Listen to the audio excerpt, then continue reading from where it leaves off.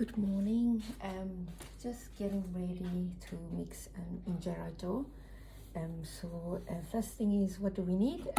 We need a mixing container that has a lid that can be tightly closed. I'm using this, but you would probably want to invest into something that's more permanent. But this will do the job for now for me.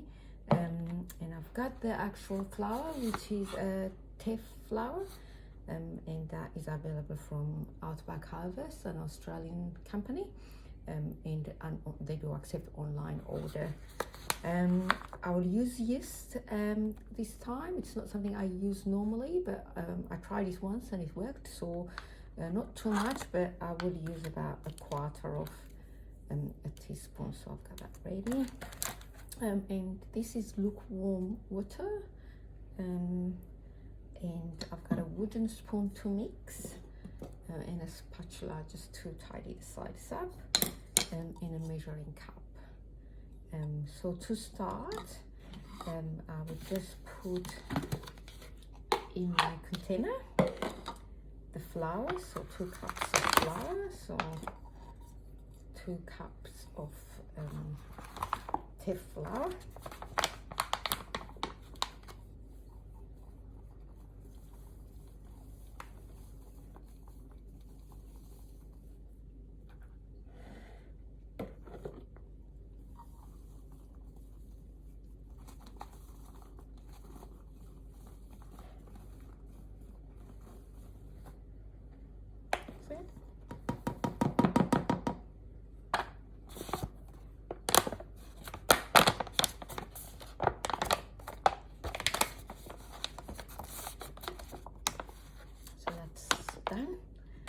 and the yeast that I've mentioned, so I'll probably just use a quarter, so just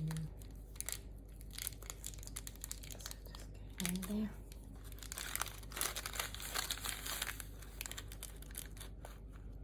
Now I would go, now that I look at it compared to the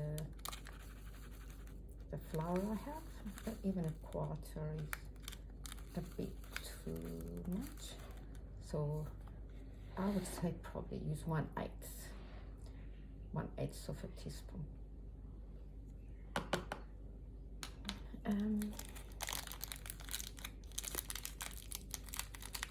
Let's put this away.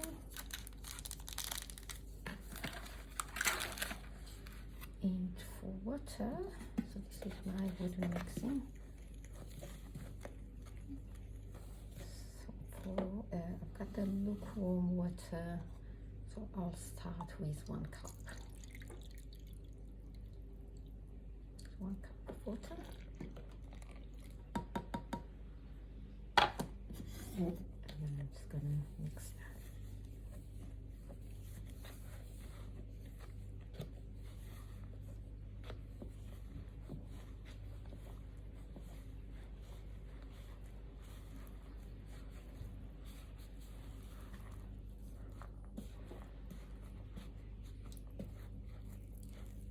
See, 1 cup is not really sufficient, so I'll just go with 1/2 cup.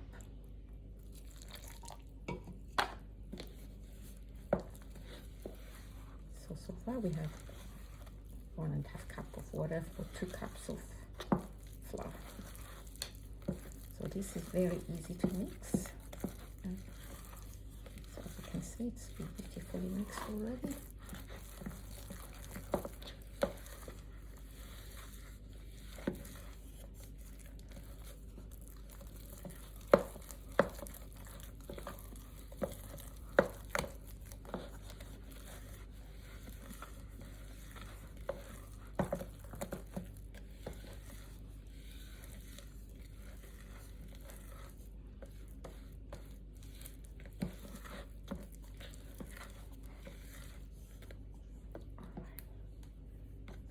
Tidy this up.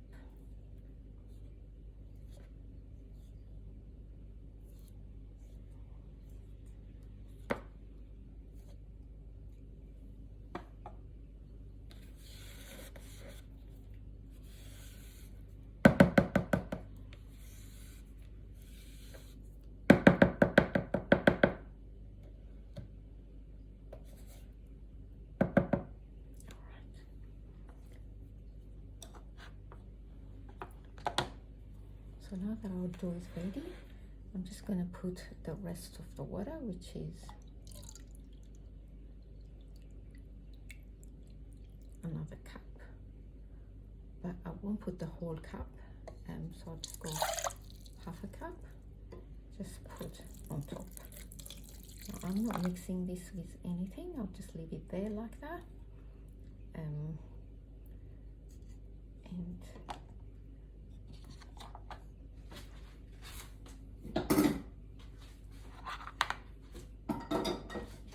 tight seal the container.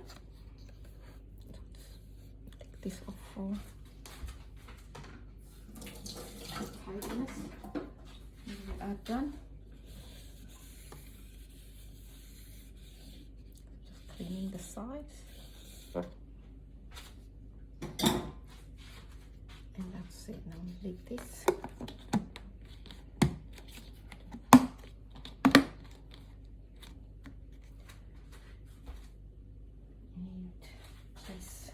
Towel on top and put it aside in a darker place in your kitchen for 3 days.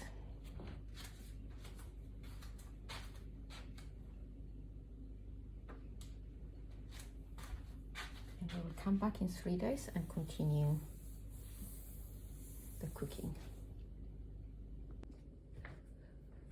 So last time we did the injera mixture, we left it for 3 days. So that was Tuesday, and today is Friday morning. So we're just gonna check how the dough has fermented together. As you can see, the lid is a little bit pushed up, so a lot of gas obviously being produced in there during fermentation. So I'm just gonna open it and check it with you guys.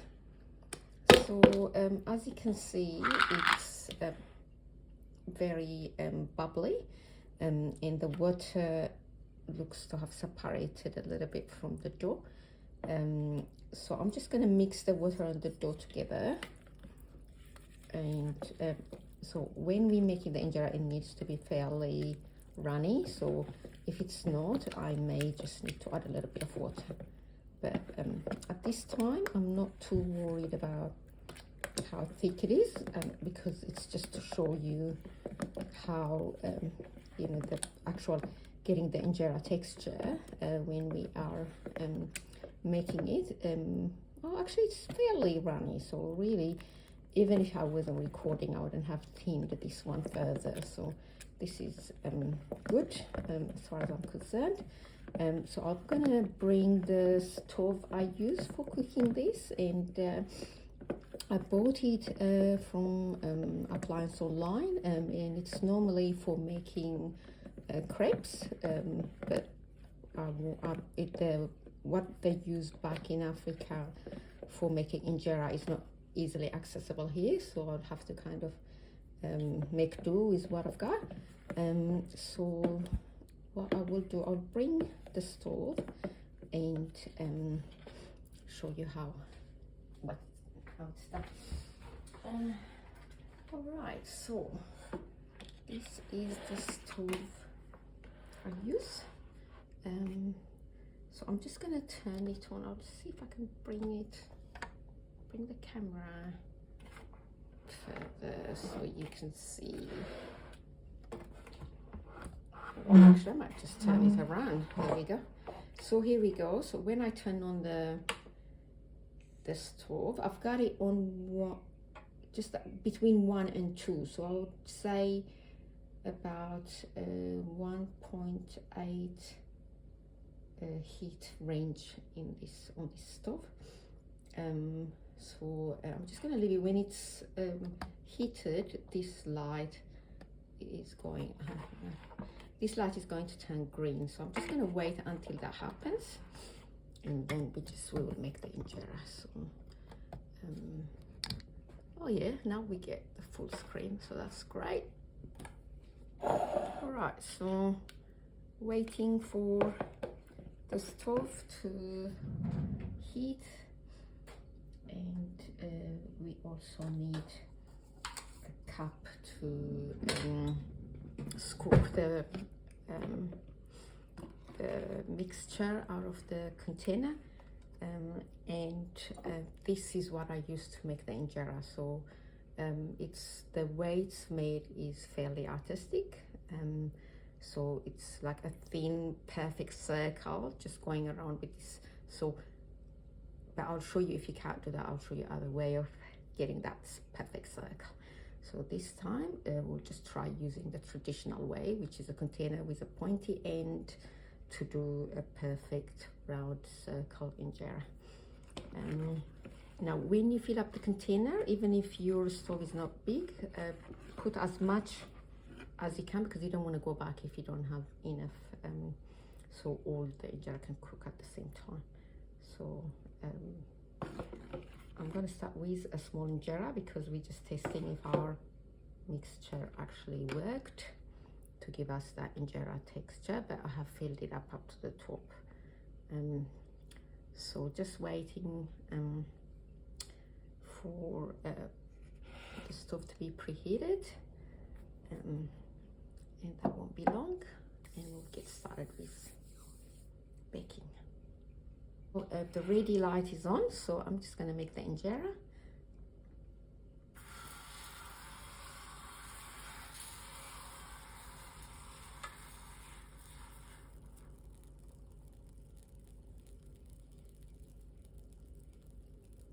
So the way we know if it worked is if it's called ice. In Africa they call it, does it have ice? So if it's all the ice come out, that means it has been successful.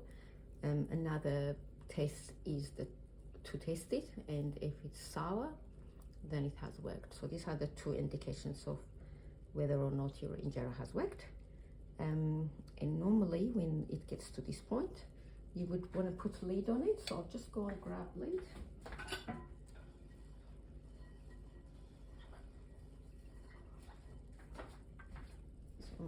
And this is a see-through lid, but it doesn't have to be. It's just to trap the steam inside so that the top cooks as quickly as the bottom.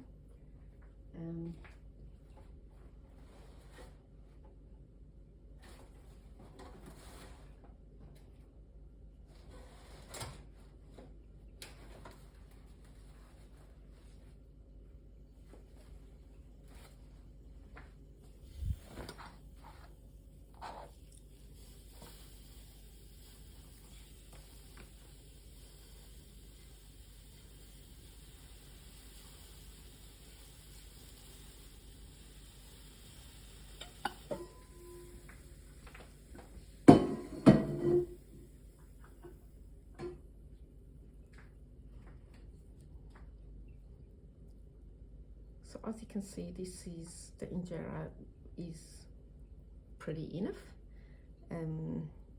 The look is the look of injera. Yes, we do have some white here. I think that's the type of flour that's creating that. Normally the actual injera shouldn't have that, but it's not a problem. It's not something that would affect the taste or the ice that we want to see on injera. So now the injera should come up on its own. So I use this traditional thing used for pulling out injera. So I'll just go sideways with it, and you just put it out like that, and leave it to cool. And the suggestion is not to put injera on top of each other until they are a little bit cool. So that's one way of making injera with a perfect circle. So I've got a paper towel now, just cleaning some of the leftover so that we can go and do another one. So now this one you would have to be very careful because it involves you touching the stove. So this is for those people who want to make a full and they're not very good at making a perfect circle. So I've got, you know, mittens on. So what I will do is, instead of using the traditional method, I'll just put the dough right in the middle and use my mittens to pick up the stove so that I can roll it around like you would on a frying pan to make a perfect circle. So we'll try that in a second. And once I have both my mittens on, and I've got some injera dough here, so I'll just put it here, and then I'll pick up the stove and just roll it around.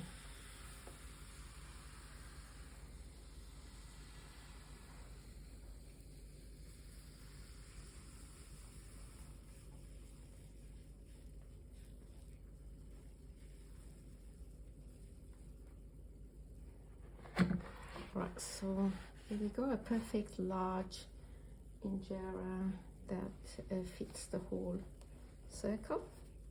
I could have probably put a bit more dough to fill that side, but that's all right. This is just a demonstration.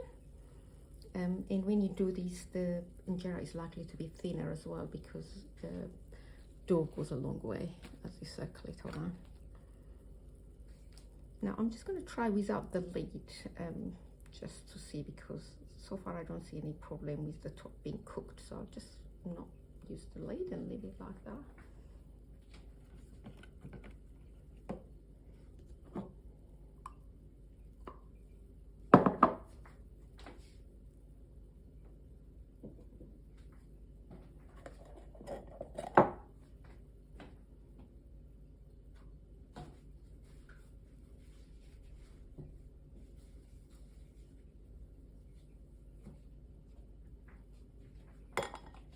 All right, so this is very similar to the one with the lid, so you can leave the lid out if you want to, and just make it the way it's made here, and it's picking up on its own, so there is no issue there.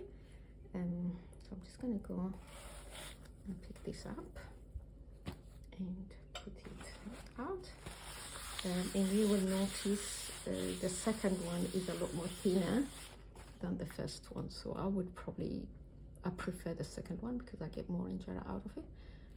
So now the next step is to taste. So all right, I have achieved the necessary sourness, so I'm not too worried about the taste. It's good. It's injera taste, it's sourdough taste. So what I will do is, to finish off, I think when we did the dough, we used yeast and water and Teff Flour. But normally people preserve the leftover dough so that they can reuse it as a yeast or in combination with a yeast. So this is a step that we haven't seen before, and it's an important step because every injera family will have a yeast, sourdough yeast sitting in the fridge for use for next time. So I'm just going to show you. This is just a leftover yeast. It doesn't have to be a lot. So I've put it in a tight sealed container and put a lid and just put it in the fridge. Next time you make injera, you add this to the Teff flour and a small amount of yeast. And this will just quicken the sourness, so you don't have to wait as long as I have waited. So you keep on using some of the injera dough for next time. Keeps on providing that quick get ready sort of outcome that you want. That's it for today. So we have completed the injera making experiment, and good luck.